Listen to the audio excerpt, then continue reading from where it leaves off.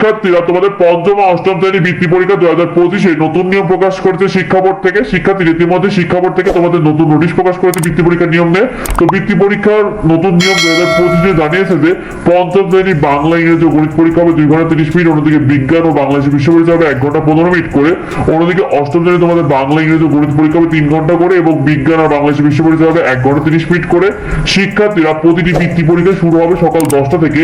তারা জানিয়েছে পরীক্ষা শুরুর 30 মিনিট আগে পরীক্ষার্থীদেরকে পরীক্ষা কক্ষে প্রবেশ করতে হবে, অর্থাৎ 9:30 মধ্যে কিন্তু তোমাদের পরীক্ষার কেন্দ্রে গিয়ে পরীক্ষার কক্ষে বসতে হবে। যারা দেরি করে আসবে তাদের নাম কিন্তু তারা, অর্থাৎ তাদের নামের লিস্ট কিন্তু বোর্ডে পাঠাবে, অর্থাৎ তোমরা যারা দেরি করে প্রবেশ করবে তাদের নাম কিন্তু বোর্ডে পাঠানো হবে। সুতরাং তোমরা অবশ্যই সময় মতো বৃত্তি পরীক্ষার জন্য কেন্দ্রে যাবে। শিক্ষার্থীরা তোমাদের প্রতিটি স্কুলে 21শে ডিসেম্বরের মধ্যে প্রবেশপত্র দিতে হবে বলে তারা জানিয়ে দিয়েছে।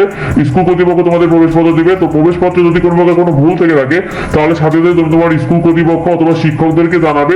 তবে সেটা তুমি সর্বোচ্চ 5 দিনের মধ্যে তোমার যে ভুলটা থাকবে, তোমার নাম অথবা তোমার পিতা মাতার নাম, যদি কোথাও কোনো ভুল থেকে থাকে সেটা কিন্তু স্কুল কর্তৃপক্ষকে জানালে তারা 5 দিনের মধ্যে তোমার এটা সংশোধনের সুযোগ করে দেবে। শিক্ষার্থীরা প্রতিটি স্টুডেন্টই 3 ফুট দূরে সিট হবে, অর্থাৎ তোমাদের সবাইকে কিন্তু এক স্টুডেন্ট থেকে আরেক স্টুডেন্টের সিট কিন্তু 3 ফুট দূরে থাকবে, এটা তারা জানিয়ে দিয়েছে। শিক্ষার্থীরা প্রতি 20 জন পরীক্ষার্থীদের জন্য একজন করে শিক্ষক পরীক্ষার গাড়ে থাকবে, আর প্রতিটি পরীক্ষার কক্ষে কমপক্ষে 2 জন করে শিক্ষককে গাড়ে রাখা হবে পরীক্ষার জন্য।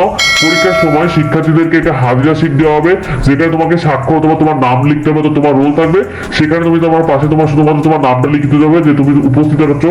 শিক্ষার্থীরা তোমাদের বোর্ডের নিয়ম অনুযায়ী সাধারণ ক্যালকুলেটর ছাড়া অন্য কোনো ক্যালকুলেটর ব্যবহার করা যাবে না, অর্থাৎ সাধারণ যে সাইন্টিফিক ক্যালকুলেটর রয়েছে 100 mAh এই ক্যালকুলেটরগুলো ব্যবহার করতে পারবে এবং কোনো প্রকার কোনো ইলেকট্রনিক ডিভাইস, মোবাইল বা ইলেকট্রিক ঘড়ি এইগুলো কিন্তু ব্যবহার করা যাবে না। তো ভিডিওটি পর্যন্ত, ভিডিওটি বন্ধুদেরকে শেয়ার করে দাও। ধন্যবাদ জানাতে পারে। তোমরা কে কি বৃত্তি পরীক্ষা দেবে কমেন্টে আমাদেরকে জানিও।